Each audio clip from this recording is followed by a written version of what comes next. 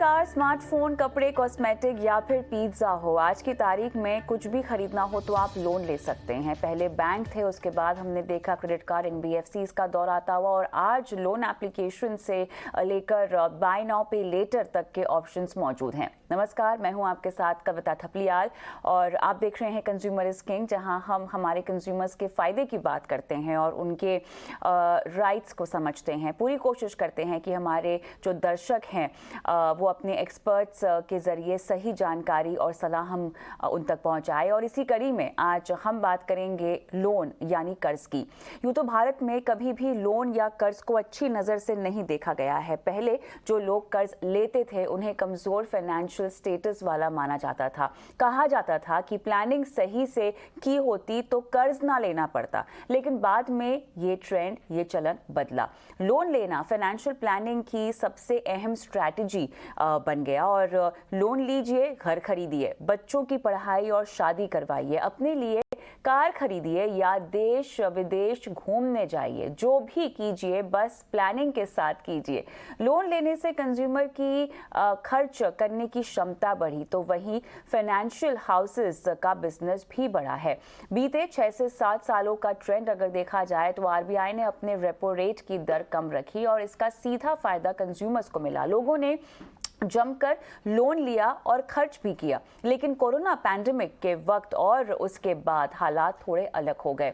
लोगों की नौकरियां गई, इनकम में कटौती हुई, बिजनेस ठप पड़ गए, पर लोगों की खर्च करने की जो आदत है उसमें बहुत ज़्यादा बदलाव नहीं आया। लोग लोन लेने से बिल्कुल हिचक नहीं रहे, यहाँ तक कि घर में रखे सोने के बदले लोन लेने का चलन भी तेज़ी से बढ़ा है। तो आज हम अपने जो मेहमान हैं, जो एक्सपर्ट्स हैं, इन्हीं जरूरी बातों पर उनसे बात करेंगे। क्या हर छोटी बड़ी जरूरत के लिए लोन लेना सही है? लोन के लिए सही लेंडर यानी देनदार का चुनाव कैसे करें? लोन लेने से पहले और बाद में किस तरह की प्लानिंग की जाए? आज के वक्त में ऐप लोन और बाय नाउ पे लेटर स्कीम्स कितनी सही हैं?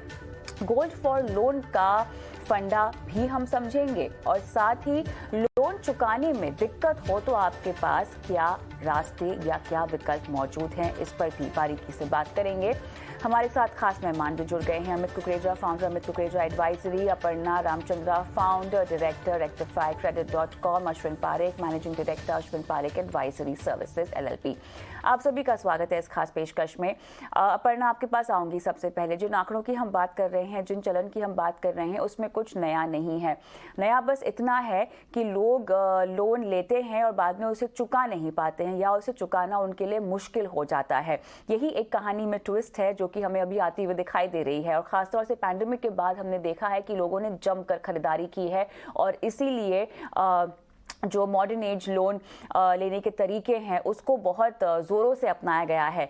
अपर्णा, ये जो चलन आप देख रही हैं, अक्सर आप हमेशा दर्शकों को जब भी शो पर आती हैं तो सतर्क रहने की बात कहती हैं, आगाह करती हैं उनसे कि ज़्यादा अपना लोन पोर्टफोलियो ना बढ़ाएं, लेकिन जो चलन हमें दिखाई दे रहा है ये ख़ासतौर से उस उम्र का है जो कि बस शायद उन्होंने नौकरी करनी शुरू ही की होगी। मैं यहाँ पर लगभग 25 से 35 साल के जो उम्र के लोग हैं उनके लिए ये सवाल पूछ रही हूँ, क्योंकि उनके लिए इस तरह के लोन लेना काफ़ी सुविधाजनक है और क्योंकि वो इस एज ग्रुप में हैं और इतना एक्सप्लोर करते हैं और इसीलिए कहीं ना कहीं फाइनेंशियल प्लानिंग में मात खा जाते हैं।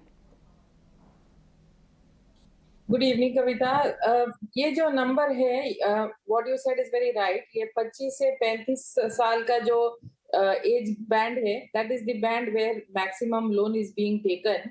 एंड ये स्मार्टफोन में it is very easy. 5 minute में आप ऐप डाउनलोड करो और 10 मिनट के अंदर आप लोन के लिए अप्लाई करो और 20वें मिनट में आपको ऑलरेडी लोन अप्रूव हो जाता है। So it is very fast, but at the same time like you rightly said, हर छोटी चीज के लिए लोन लेना मेरे हिसाब से जरूरी नहीं है। जो आप मैनेज कर पाते हो, जो आपके लिए इमरजेंसी नहीं है, उसको आप अगर एक आधा महीने आप पोस्टपोन कर सकते हो, अपने कैश फ्लो मैनेज करके अगर आप उसको खरीद सकते हो, then you are better off. Because हर एक अभी एंड में, महीने के एंड में अगर आप देखेंगे, अगर आप almost 65 to 68% of your income if you're already paying EMIs, you are already stretched. Anything beyond that आंकड़ा is already a red flag. तो आप खुद का मतलब बाहर वाला आपको रिजेक्ट करने से पहले आप खुद ही एक एनालिसिस कर लो कि आपका जो मंथली कैश फ्लो है उसमें try and stick to be between 60 to 65%. 65 is already on the higher side, but उसके अंदर ही रहिए so that any up and down you are still able to manage and your cash flows are not adversely hit. कविता, लेकिन चलिए यहाँ पर हम चर्चा को आगे बढ़ाएं उससे पहले ग्राफिक्स के जरिए दर्शकों को कुछ समझाना चाहेंगे कि कैसे आप कर्ज के जाल में फंस जाते हैं। वो कौन कौन से ऐसे साइंस हैं जिनसे आप समझ सकते हैं कि आपको कर्ज लेना है, यहाँ पर किस तरह से आपको अंकुश लगाना है, ये आपको हम समझाएंगे। तो कोशिश कीजिए कि आपकी जो इनकम है लगभग 50% से ज़्यादा EMI ना आप चुकाएं। अपने रोज़मर्रा के खर्चों के लिए लोन आपको नहीं लेना है। खैर ये जो बातें हैं हम आगे चलकर भी शो में आपको बताते रहेंगे, लेकिन मुझे अश्विन जी से अब यहाँ पर एक सवाल पूछना है जो कि काफ़ी अहम है। अलग अलग तरह की ज़रूरतों के लिए अश्विन जी लोन लेते हैं लोग, लेकिन मुझे ये बताएं कि किस तरह के लोन की तरफ लोग ज्यादा आकर्षित हैं।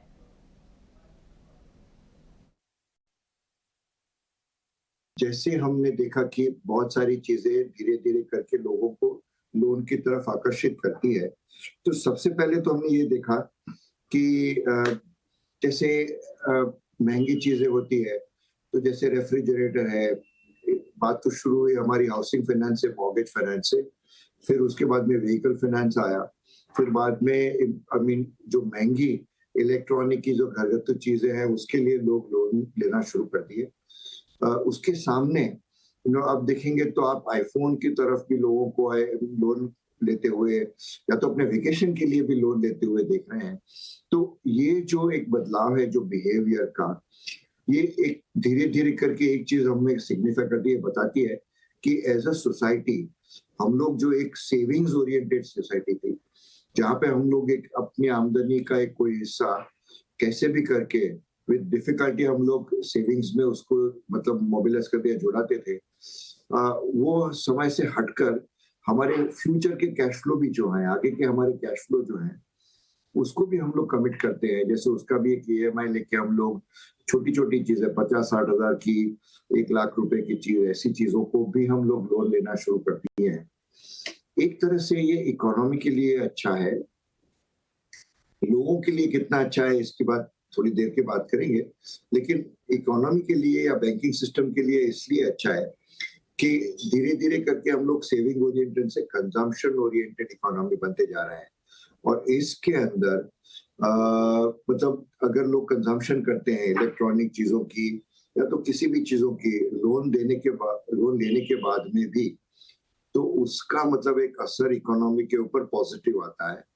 इतने रोजगार बढ़ते हैं, जैसे आपने देखा होगा कि आईफोन अब इंडिया में जब बन ही नहीं रहा है बट एक्सपोर्ट भी यहाँ से होता है बाहर, तो मैन्युफैक्चरिंग सेक्टर को इतना सा मतलब लोगों को एम्प्लॉयमेंट मिलता है, मैन्युफैक्चरिंग सेक्टर को बढ़ावा मिलता है।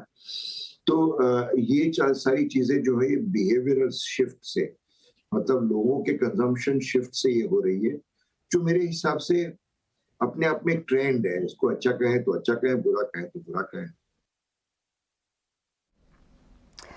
ऑलराइट, अमित ये बताएं, आपके बहुत सारे ऐसे क्लाइंट्स होंगे जो आपके पास आते होंगे फाइनेंशियल प्लानिंग करवाने के लिए, तो ये जो लोन मैनेजमेंट है ये कितना अहम हिस्सा है आपके पूरे फाइनेंशियल प्लानिंग का, जो आप सलाह देते होंगे हम अपने क्लाइंट्स को? ये एक बहुत ही इम्पोर्टेंट एस्पेक्ट है कविता। लोगों में थोड़ी सी टेंडेंसी होती है पैसा बोरो करने की, स्पेशली जो न्यू एज इन्वेस्टर्स हैं या जो करियर बिगिनर्स हैं। तो हमको ये समझना होता है कि ये लोन क्यों लेते हैं। या तो इनकी जरूरत है किसी चीज को खरीदने की और इनके पास पैसे नहीं है और ये कॉन्फिडेंट है कि वो पैसा आने वाला है और उनको फ्री क्रेडिट साइकिल का फायदा उठाना है, या फिर ये एस्पिरेशनल है, महत्वाकांक्षी हैं, इनको लेटेस्ट गैजेट्स रखने हैं। हमको एक चीज हम सबको रियलाइज हुई है कि ये वाली जो न्यू जनरेशन है जो 20s में है या अर्ली 30s है, ये एक एस्पिरेशनल जनरेशन है। इन्होंने वेल टू डू फैमिलीज में जन्म लिया है और इन्होंने अपने एस्पिरेशंस को या अपने अरमानों को कंट्रोल करना नहीं सीखा है, इन्होंने उसको फुलफिल करना सीखा है, उनको साकार करना सीखा है। तो ये एक एस्पिरेशनल जनरेशन जो है, इसमें अगर फाइनेंशियल कैपेसिटी नहीं भी है लेकिन इनके पास अर्निंग कैपेसिटी है, तो ये बोरोइंग कैपेसिटी को बढ़ावा देती है, क्योंकि इनको लगता है हम चुका ही देंगे तो क्यों ना हम ले लेते हैं।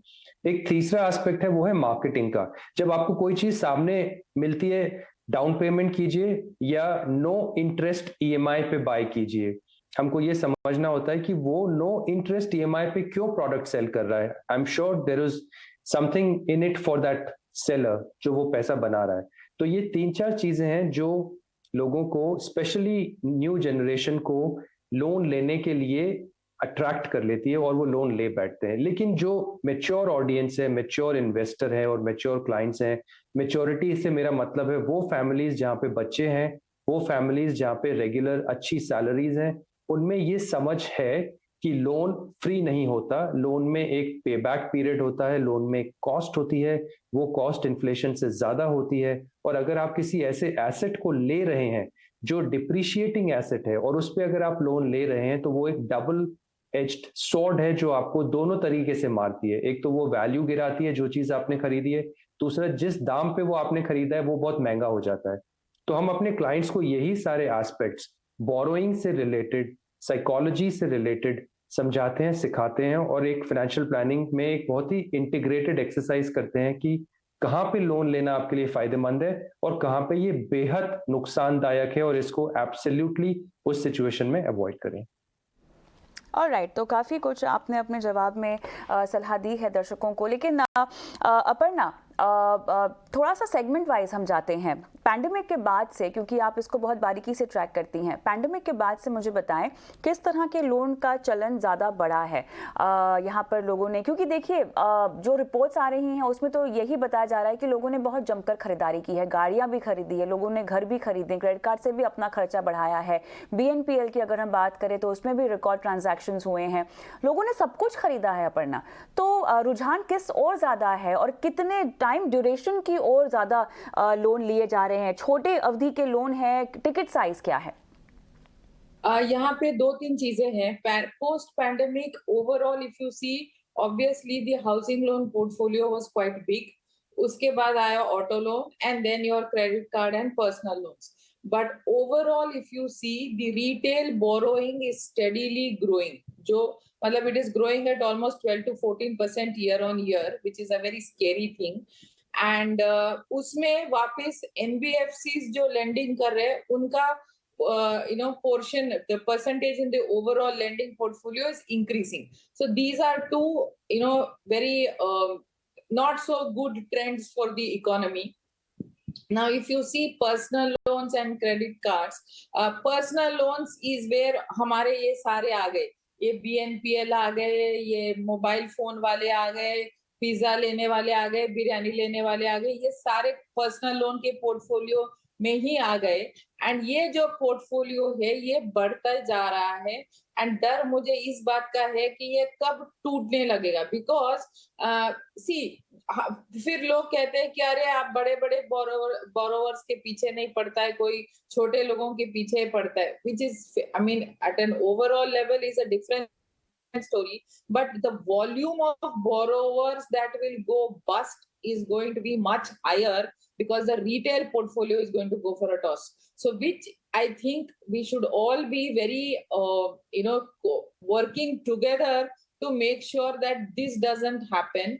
जैसे कि पहले दोनों पैनलिस्ट ने बताया कि अपने जो क्लाइंट्स आते हैं, जो हमारे पास आते हैं, उनको ये समझाना बहुत जरूरी है कि हर एक चीज जो आपको चाहिए और जो अवेलेबल है वो लेना जरूरी नहीं है। It's okay to not buy, it's okay to not do it now, थोड़ी देर रुकिए। Maybe it is an impulsive thought, with time you may realise कि आपको इसकी जरूरत ही नहीं है, but then don't sign up for that loan.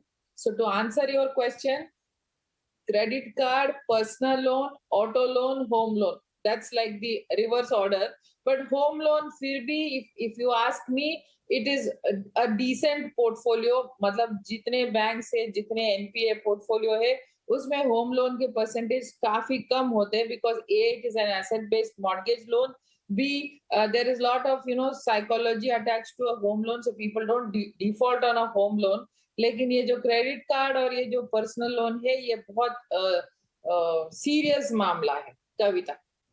बिल्कुल आपने सही कहा, काफ़ी सीरियस मामला तो है और इसीलिए हमने ये शो भी खड़ा किया है ताकि लोग सतर्क हो जाएं और कहीं ना कहीं जो लोन लाइबिलिटीज़ आगे चल के उनकी ज़िंदगी में पूरी फाइनेंशियल प्लानिंग में एक बहुत बड़ा रोड़ा बन सकती हैं, उसे समझना ज़रूरी है। लेकिन अश्विन जी, लोन तो ले लेते हैं लोग, लोन चुकाने के समय कई बार लोग गड़बड़ी कर देते हैं। अब ऐसी स्थिति में बैंकों ने, क्योंकि अब इतनी डिमांड बढ़ गई है और इतनी डिमांड जो बढ़ी है वो आने वाले वक्त में भी कहा जा रहा है कि मोमेंटम हो सकता है बरकरार रहे, तो अब बैंकों ने इससे निपटने के लिए किस तरह के हथकंडे अपनाए हैं, किस तरह के ऑप्शंस दिए हैं? क्योंकि कहीं ना कहीं एक क्रेडिट रेटिंग का भी पहलू है जिस पर हम बाद में बात करेंगे, लेकिन बैंकों से फिलहाल किस तरह के ऑप्शंस मिलते हैं और क्या वो ऑप्शंस वाकई लेने लायक होते हैं या नहीं? हाँ, तो देखिए, जैसे हम लोगों ने देखा कि जो इसके मतलब जो जो जो अंडरलाइंग जो सिस्टम है, तो अंडरलाइंग रीजन है जिसके अंदर आप देखते थे कि डिजिटल डेटा जो है कंज्यूमर का, वो इतना सारा सिस्टम के पास में अवेलेबल है कि अगर किसी ने क्रेडिट कार्ड के ऊपर लोन लिया है या किसी ने मतलब कोई एक अलग तरीके से लोन लिया है, तो अगर थोड़ा सा भी वो डिफॉल्ट करता है तो सिबिल के द्वारा या तो ऐसे मैकेनिज्म्स के द्वारा डिजिटल डेटा शेयर हो जाता है, तो उसका जो क्रेडिट का रेटिंग होता है वो अपने आप से गिर जाता है कंज्यूमर का।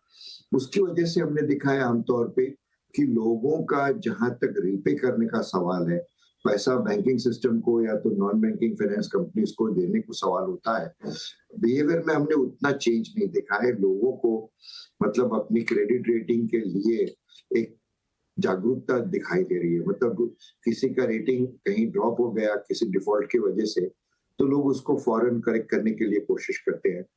तो एक कंजम्पशन का जो एक माहौल है, इसके अंदर रेटिंग सिस्टम एक इम्पोर्टेंट हिस्सा उसका बन गया है।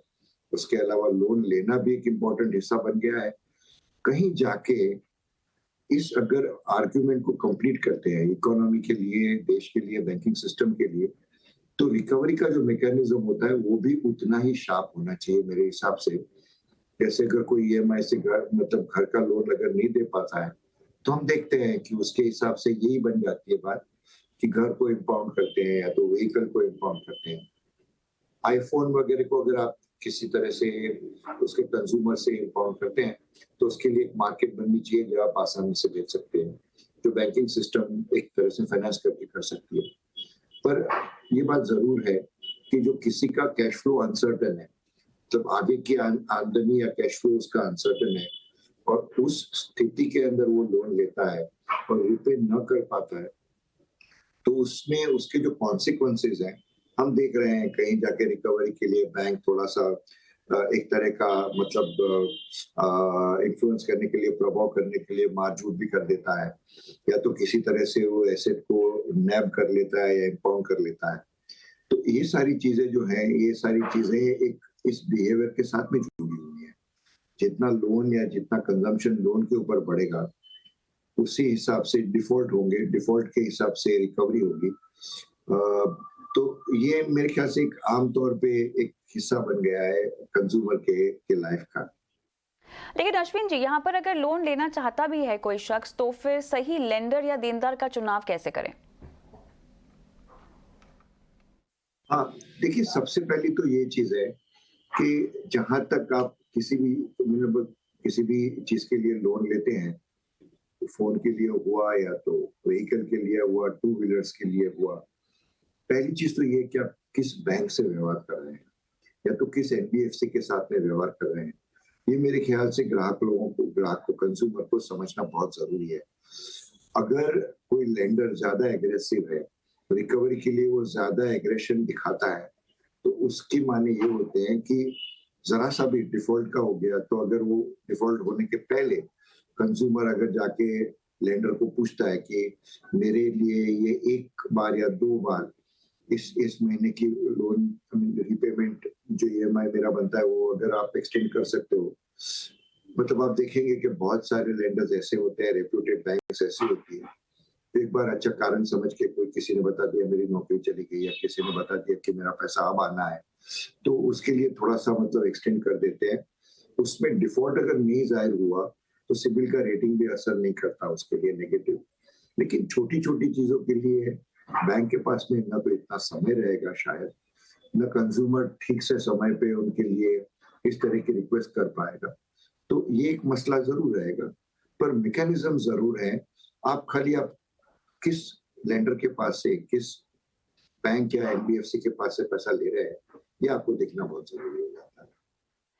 तो अमित, अब ये बताएं, देखिए लेंडर का चुनाव कैसे करना है वो हम समझ गए हैं, लेकिन एक रीपेमेंट रणनीति भी होनी चाहिए जो आपको अपनानी चाहिए, ठीक है। होम लोन जैसे लोन पे तो आपको टैक्स बचत मिल जाती है, तो इनको तो हम गुड लोन की कैटेगरी में डाल देंगे। लेकिन ऐसे लोन जो कि आप छुटपुट चीज़ों के लिए लेते हैं, आजकल तो लोग किसी भी चीज़ के लिए लोन ले लेते हैं, तो अब रीपेमेंट की जो रणनीति है इसको समझना, बनाना कितना इंपॉर्टेंट है? बहुत इंपॉर्टेंट है कविता। 2-3 चीजें हैं। पहली बात, होम लोन जैसे टैक्स एफिशिएंसी देता है, कार लोन भी टैक्स एफिशिएंसी दे सकता है, डिपेंड करता है कि आपने वो कार लोन कैसे लिया है। उसके बाद आप जो भी इलेक्ट्रॉनिक्स या कोई भी ऐसी पर्सनल कंजम्पशन की चीजें लोन पे लेते हैं, वो आपको कभी भी टैक्स एफिशिएंसी नहीं देगा। तो आपको ये क्लैरिटी होनी चाहिए कि आप अपनी बोरोइंग कैपेसिटी को किस चीज को बाय करने में इस्तेमाल कर रहे हैं, पहली बात। दूसरी बात, आप जब भी बोरो करें अपना पे बैक कैलेंडर अच्छे से समझ लें और अपने आप को कमिट कीजिए कि आप इस पे बैक शेड्यूल में कभी भी डिफॉल्ट नहीं करेंगे। अगर आप अनसर्टेन हैं अपनी पे बैक कैपेसिटी पे, तो मैं यही सजेस्ट करता हूं क्लाइंट्स को कि वो लोन ना लें। उनको लोन नहीं लेना चाहिए क्योंकि वो अपना क्रेडिट रिकॉर्ड खराब कर बैठेंगे, जिनसे उनको फ्यूचर में जरूरत के वक्त लोन जब चाहिए होगा तब लोन नहीं मिलेगा। थर्डली, उनको ये इंश्योर करना है कि अगर उनके पास सरप्लस पैसा है तो वो उसको टाइम से पहले आउटस्टैंडिंग प्रिंसिपल को पे बैक करके अपना लोन फोरक्लोज या प्री पे करवा लें। तो ये 3 चीजें अगर क्लाइंट हमेशा अपने ध्यान में रखे तो वो अपनी बोरोइंग कैपेसिटी को अपने लेवरेज के लिए, अपनी एडवांटेज के लिए यूज कर सकता है।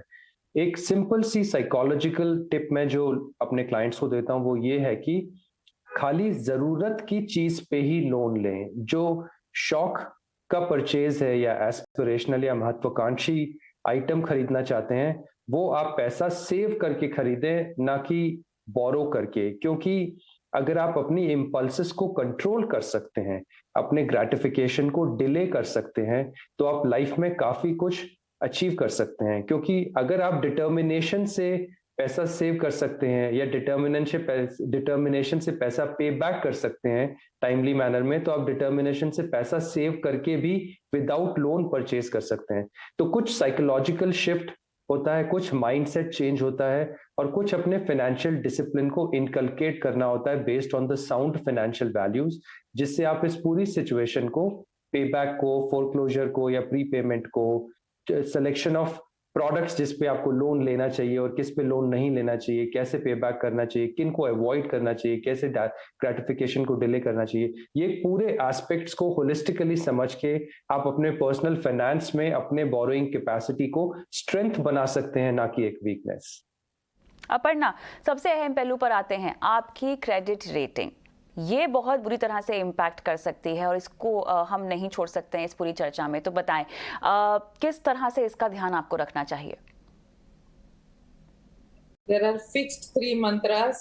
कभी भी डिफॉल्ट ना करें, कभी भी रीपेमेंट में डिले ना करें, और तीसरा, जहां लोन की जरूरत नहीं है वो लोन के लिए आप अप्लाई ना करें। These are 3 basics that अगर कोई फॉलो करता है then almost 70% of the job is taken care. अगर आप फिर भी डिफॉल्ट के पॉइंट तक पहुंचे हैं तो जैसे कि पहले मैंने बताया कि इट इज वेरी इंपॉर्टेंट कि आप पहले एक्सेप्ट करें कि आप डिफॉल्ट की ओर बढ़ रहे।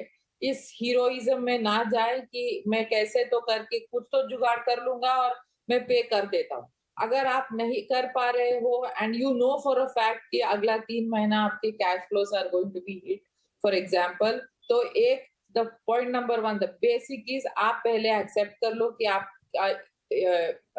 इशू है। सेकेंडली, जाके अपने लेंडर से बात कीजिए, फिगर आउट कि क्या आपके पास सोल्यूशन है। आज के तारीख में लेंडर के पास भी सोल्यूशन ज्यादा नहीं है, मैं ये भी कहना चाहूंगी इधर। सो इट इज वेरी इंपॉर्टेंट कि आपके जितने ऑप्शंस है उसी में आप द ऑप्टिमल सोल्यूशन अपने लिए निकाले। तीसरा, रीपेमेंट का एक प्लान बनाएं। मतलब आज जहां आप डिफॉल्ट के स्टेज पर है, आज से लेके नेक्स्ट 6 मंथ्स 9 मंथ्स आप अपने लिए एक प्लान बनाइए कि आप कैसे इस चीज को चुकाएंगे। और फिर मेक श्योर दैट इस दौरान आप और नया कोई लोन ना ले, ना ही कोई लोन्स के लिए आप अप्लाई करें।